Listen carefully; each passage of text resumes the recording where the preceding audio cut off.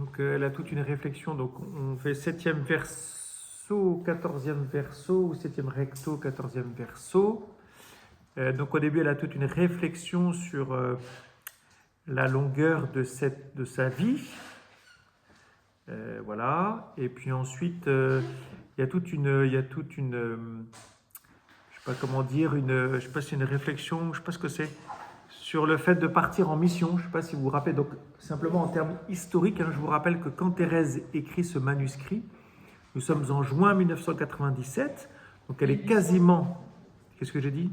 1900. Ah oui, 1897. Elle est quasiment au terme de sa vie.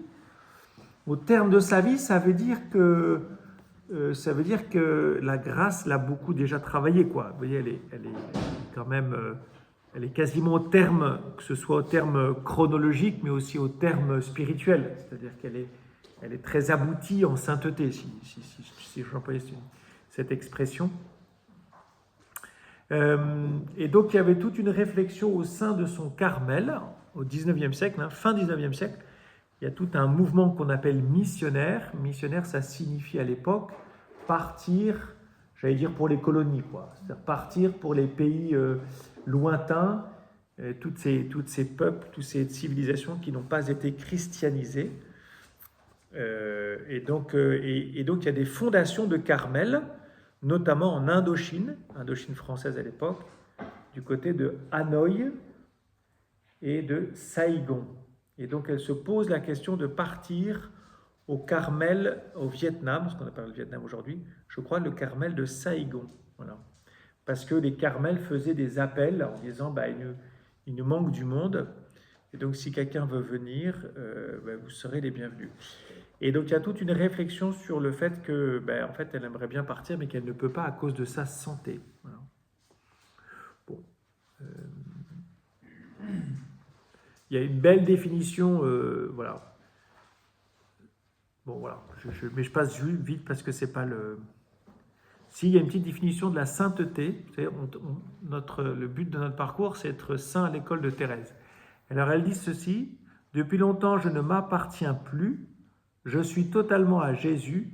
Il est donc libre de faire de moi ce qui lui plaira. Voilà. Une définition de la sainteté. Donc, encore une fois, on est au terme de sa vie. Donc, elle a abouti quand même à une communion avec le Christ qui est telle qu'elle est capable de dire qu'elle est totalement à Jésus. Magnifique, hein? Elle est totalement à Jésus. Voilà.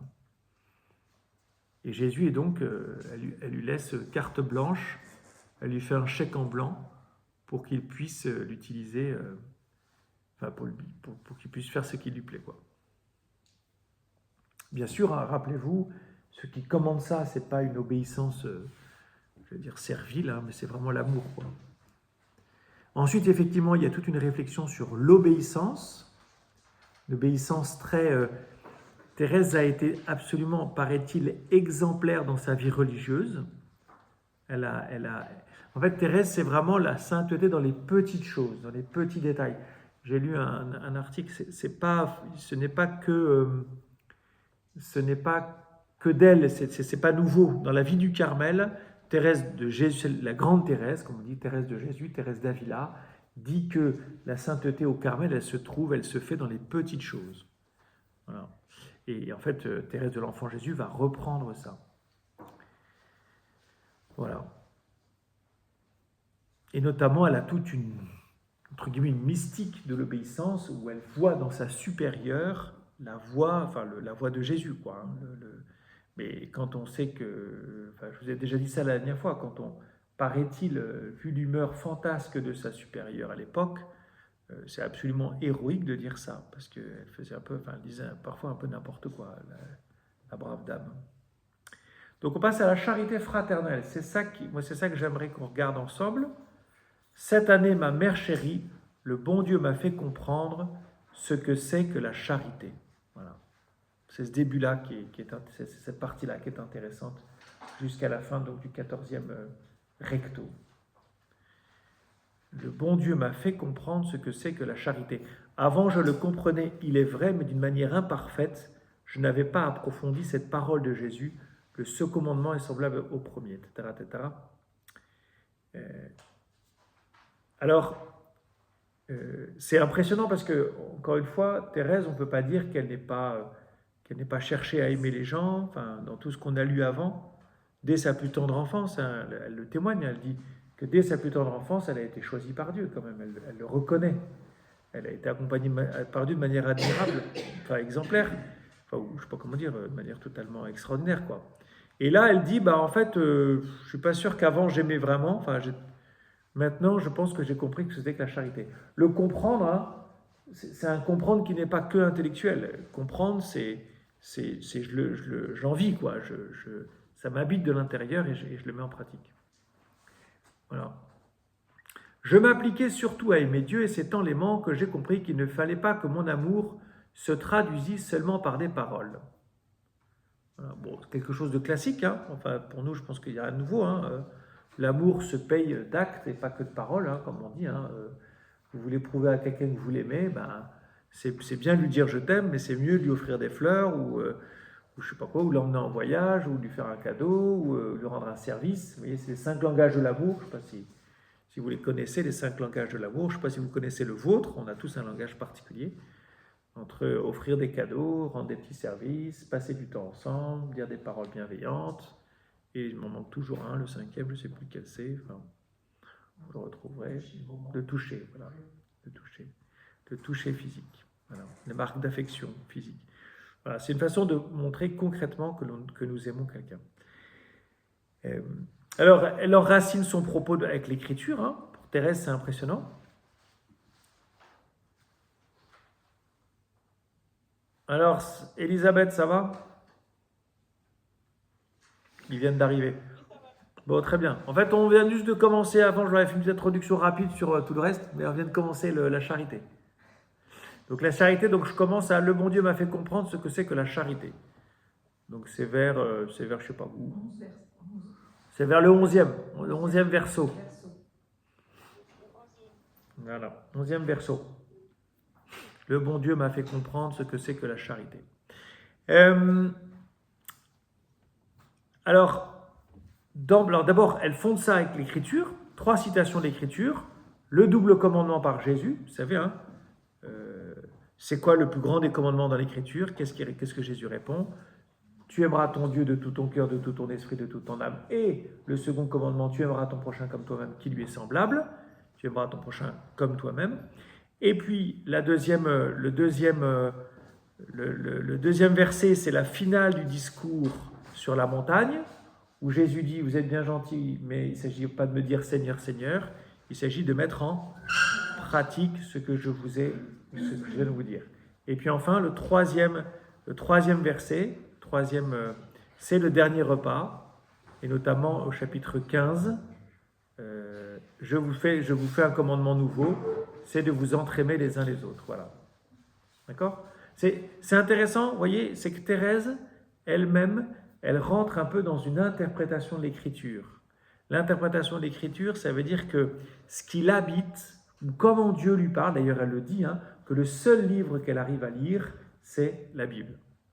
Donc Thérèse est très moderne pour une catholique de l'époque, hein, très moderne, très en avance sur son temps. Elle vit vraiment de l'écriture. Elle se laisse nourrir par l'écriture. Alors au 12e recto, comment Jésus a-t-il aimé ses disciples et pourquoi les a-t-il aimés? Moi je trouve ça génial cette question, parce qu'on pourrait dire, d'abord comment, c'est une vraie question, puis pourquoi? Et notamment elle dit, juste après, attendez, Jésus il est la science infinie, la sagesse éternelle, et il va se cogner 12 mecs qui comprennent rien, qui spirituellement sont vraiment très basiques. Donc il n'a rien à faire avec eux en fait. C'est ça qui est intéressant avec cette remarque de Thérèse, c'est de dire comment se fait-il, enfin elle commence par comment se fait-il que Dieu ait pu supporter 12 types qui ne sont pas des nuls, mais c'est des gens, c'est des braves gens sans doute. C'est des gens d'un niveau, ils n'étaient pas sortis de l'université, hein, les discussions le soir. Jésus, ça devait être un peu dur. Hein. Vous voyez, c'est comme un peu Pierre avec ses élèves, quoi. C'est comme un élève Pierre. 7 là. 7, tu vois, tu n'en as même pas 12. Ben, Jésus en avait 12. 7, c'est un nombre pas mal aussi, ça a un sens. C'est un nombre biblique, oui. Ouais. C'est un chiffre biblique. Mais Jésus, lui, il les avait matin, midi, soir, Ouais. pendant 3 ans. D'accord? Il a dû les supporter matin, midi, soir. Et ça, c'est intéressant. Bon. Donc, en fait, ce qui est intéressant, c'est tout le débat moi, j'ai essayé de comprendre un peu ce que veut dire Thérèse. D'abord, pour comprendre que rien de naturel aide Jésus à aimer ses disciples. Vous allez voir, après, le naturel, c'est important, ce qui va revenir dans la plume de Thérèse. D'accord? Donc, rien de naturel.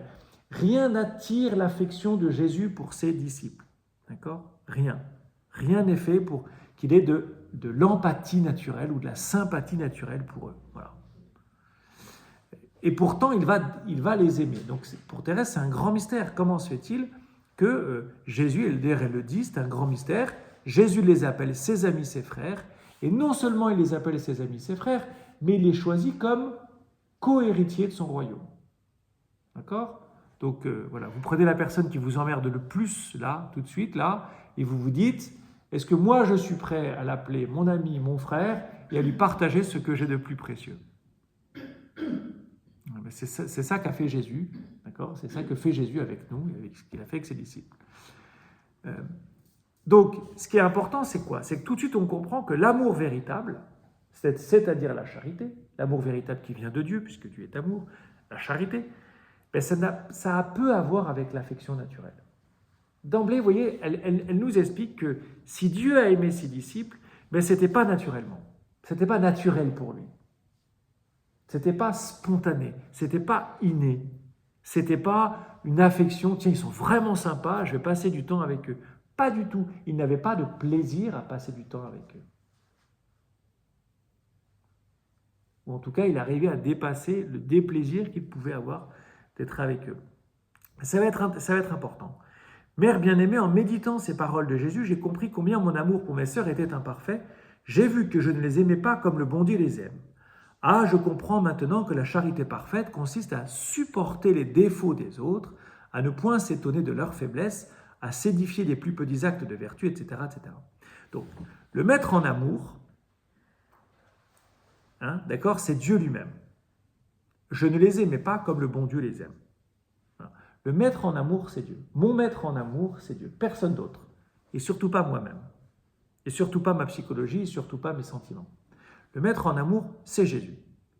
D'accord? Donc si je suis disciple de Jésus, j'apprends à aimer comme lui, Jésus, aime. On va revenir dessus, évidemment, avec ce fameux commandement. D'accord? Et Jésus, visiblement, il est capable d'aimer des gens pour lesquels il n'a pas, a priori, d'affection naturelle. Il est capable de les aimer. C'est important. Donc Thérèse remarque, en fait, d'une part, qu'aimer une personne ne s'arrête pas à l'affection naturelle que j'aurai pour elle ou non. D'ailleurs, on dit que la lumière, d'ailleurs elle cite la lumière qu'on met sur un boisseau, qui va éclairer, elle compare la lumière à la charité. C'est marrant. On aurait pu dire la connaissance, etc. Non, elle, c'est la charité. Donc ma charité, elle est pour tous. Donc, tous, ça veut dire quoi? Ceux pour lesquels j'ai une affection naturelle et ceux pour lesquels je n'ai aucune affection naturelle. Ça veut dire que l'amour, d'accord les amis, l'amour, ce n'est pas d'avoir de l'affection naturelle pour quelqu'un. C'est-à-dire que la charité, avoir de la charité pour quelqu'un, ce n'est pas trouver quelqu'un de sympathique. C'est autre chose. Et donc ça veut dire, on pourrait y revenir, mais ça veut dire que ne pas avoir d'affection naturelle pour quelqu'un, c'est pas grave. C'est pas le sujet. C'est pas le sujet. Parce qu'on pourrait dire, ah, mais moi je n'arrive pas à aimer tout le monde. Non, vous n'avez pas d'affection pour tout le monde. Vous n'avez pas de sympathie pour tout le monde. C'est pas aimer. Aimer, c'est être capable d'aimer. On va voir ce que c'est aimer. C'est être capable d'aimer toute personne. C'est ça l'amour. Donc l'amour, vous voyez d'emblée, puisqu'il est en Dieu, l'amour il est universel. Dieu ne fait pas, Dieu est impartial entre ceux qui lui sont plus sympathiques et d'autres qui lui sont moins sympathiques. Pourquoi ça aussi c'est important? C'est que Jésus en s'incarnant, il s'est fait homme. Donc parmi ses disciples, parmi les 12, il y en avait qui lui revenaient plus que les autres. Il y en avait qui lui revenaient plus que les autres. Pourtant, il les a tous aimés du même amour. D'accord? Donc avoir de l'affection naturelle pour une personne, ce n'est pas l'aimer. Ce n'est pas encore l'aimer. Parce que sinon, ça voudrait dire que ceux pour qui on n'a pas d'affection naturelle, on ne pourrait pas les aimer. Ben, ça veut dire que Jésus n'aimerait pas tout le monde. Parce que Jésus était un homme et qu'il était comme nous et qu'il avait des affections naturelles. Il avait des affections naturelles pour les uns plus que pour les autres.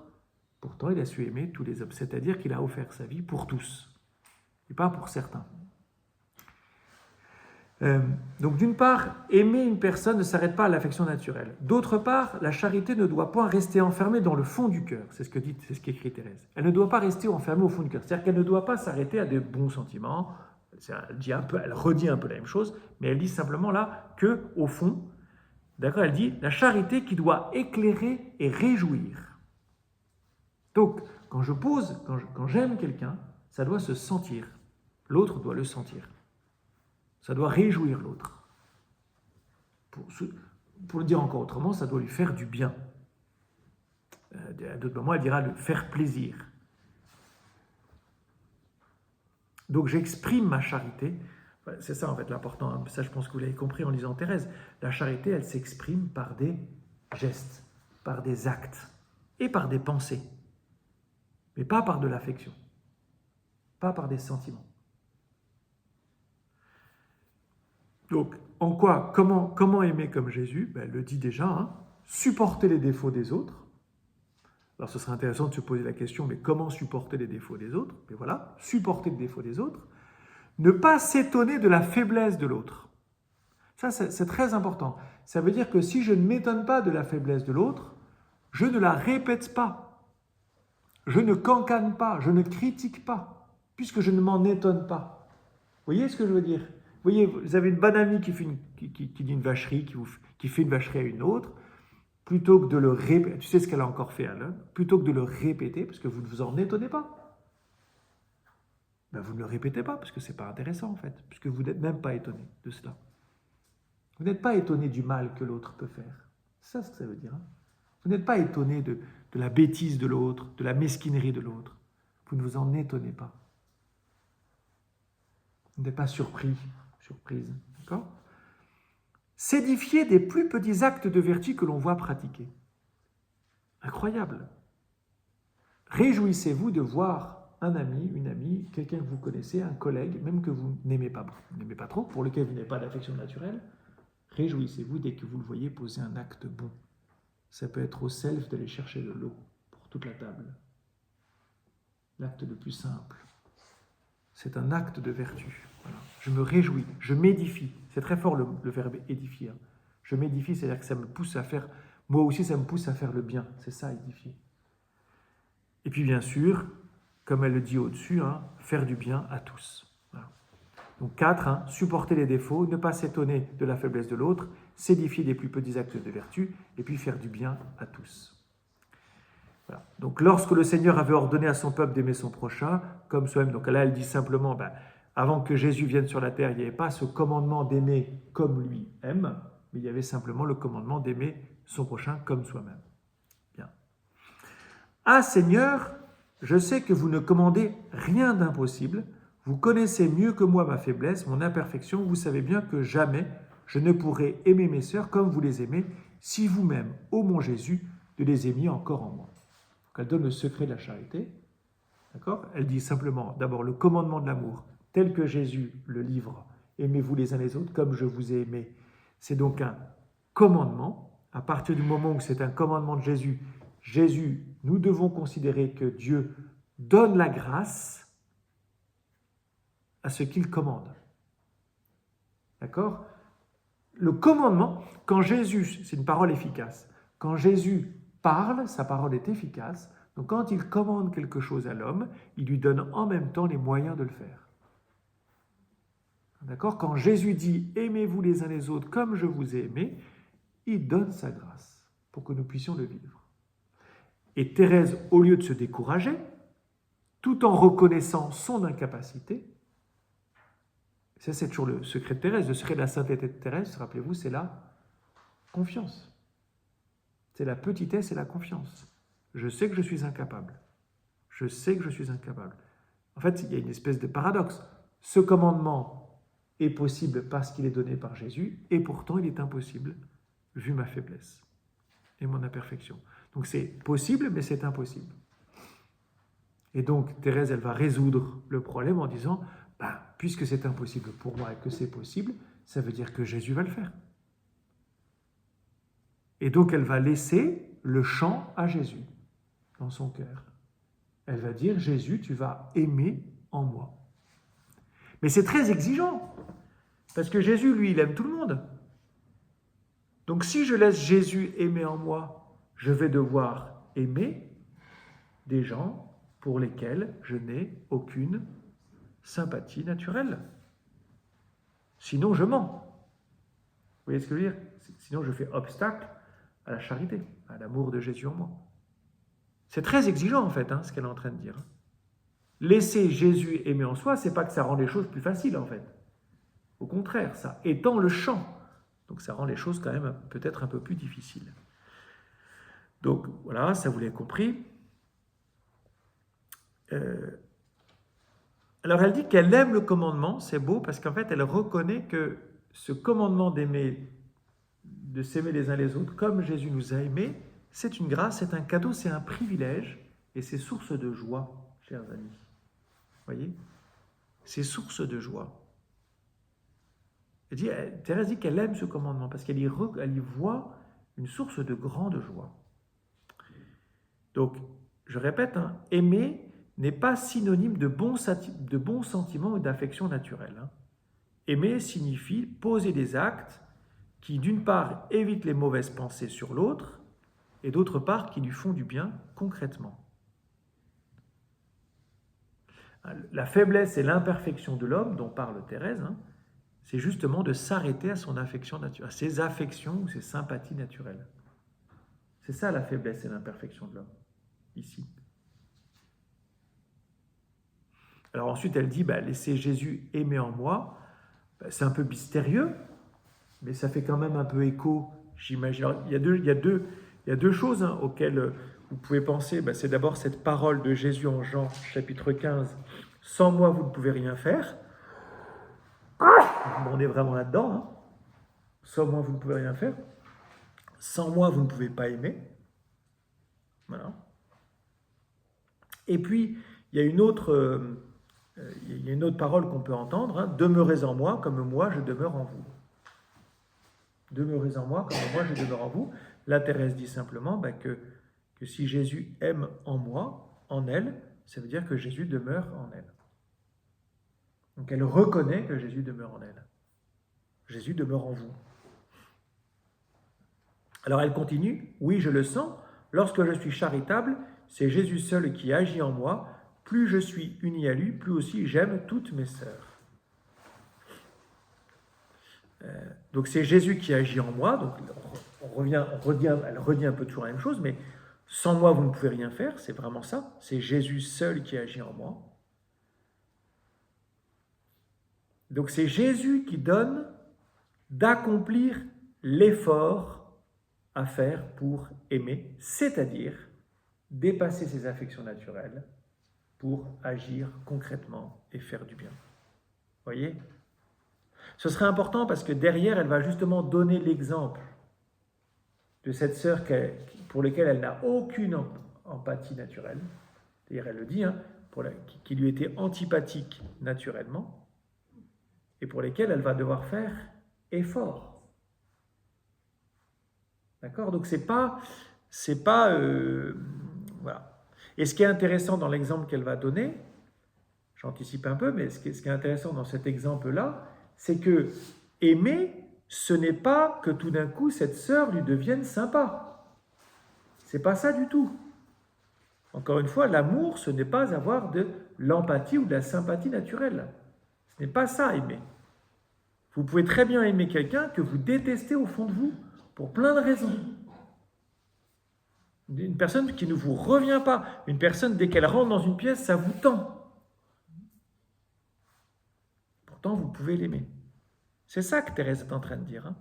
Thérèse est en train de dire que vous pouvez aimer quelqu'un que vous n'aimez pas. Parce que vous aimez, vous le confondez à avoir de la sympathie pour la personne. Mais ce n'est pas de ça dont il s'agit. Cette sœur, elle ne l'aime pas, humainement.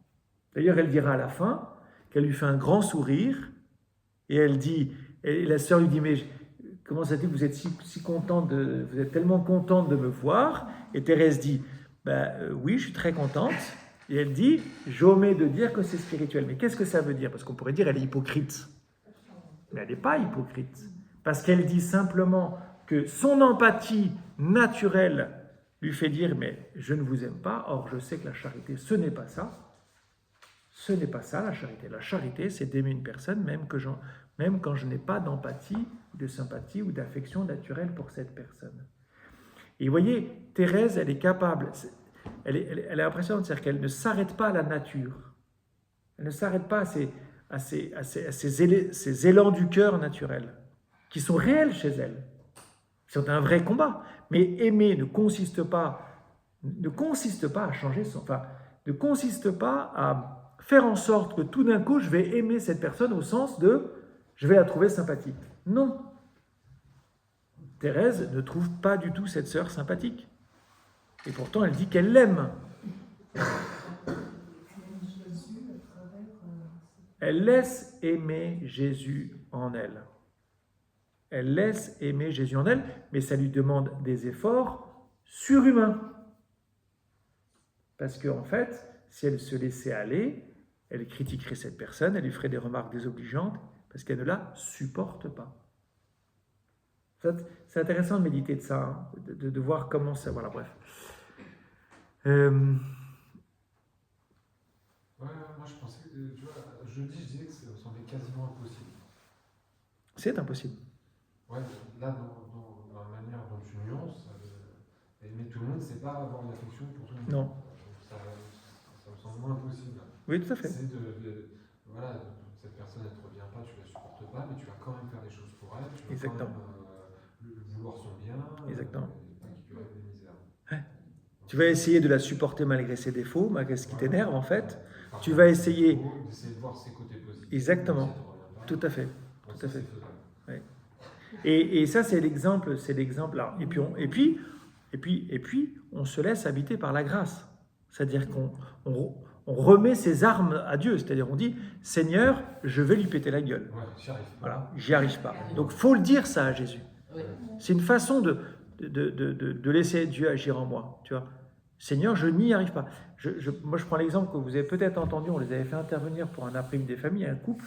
Ils ont déménagé. Ils sont partis de la paroisse. Pierre et Viviane. Elle raconte. Donc, dans leur couple, ils sont partis tambour battant dans leur couple. C'était magnifique, jeunes mariés et tout. Et au bout de 15-20 ans, elle ne le supportait plus. Et elle dit qu'elle le haïssait. Eh bien, elle n'est pas partie pour autant. Et la seule chose qu'elle est parvenue à faire de positif pour lui, elle disait, la seule chose que j'étais capable de faire, c'était de lui préparer un café. Ben, aujourd'hui, ils sont encore ensemble et elle témoigne de cela. Et aujourd'hui, ils s'aiment. Vous voyez? Donc ça veut dire quoi? Ça veut dire qu'il y a le plus petit geste, souvent on parle du plus petit pas possible. Le plus petit pas possible. Il y a une personne dans votre famille, dans votre classe, dans votre boulot, dans votre machin, elle ne vous revient pas, c'est vraiment une anguille, c'est un type qui vous a fait du mal, qui vous critique, qui fait tout pour que machin.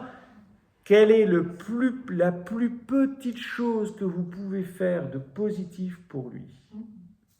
Et parfois même cette petite chose va vous coûter, mais alors... Ça n'est pas toujours appelé par de l'amour quand même. Quand on prend l'exemple de Pierre, de Viviane et Pierre, c'est ça. Et après, l'affection est revenue. Voilà, donc c'est ça. Donc, et l'affection, ah oui, mais l'affection. L'amour arrive. Oui. Non, l'affection. Oui, pas l'amour. Oui, l'amour c'est différent. Mais... L'amour, pas l'amour, c'est l'affection.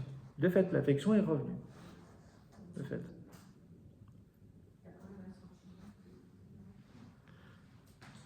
Mais vous voyez, l'exemple vraiment de cette sœur que Thérèse a tenté d'aimer, enfin, ou plutôt a aimé avec l'aide de la grâce de Dieu, ce n'est pas que cette sœur-là lui soit devenue tout d'un coup sympathique. C'est contre notre injonction de je n'aime pas tout le monde, je culpabilise de ne pas avoir... En fait, je culpabilise de ne pas avoir de l'affection pour tout le monde. Mais je n'ai pas à culpabiliser de cela. Ça, c'est naturel. Ce qui est surnaturel, c'est la charité. Et la charité qui est surnaturelle, c'est de poser un acte bon pour toute personne. Et de ne jamais arrêter. Voilà, j'ai terminé.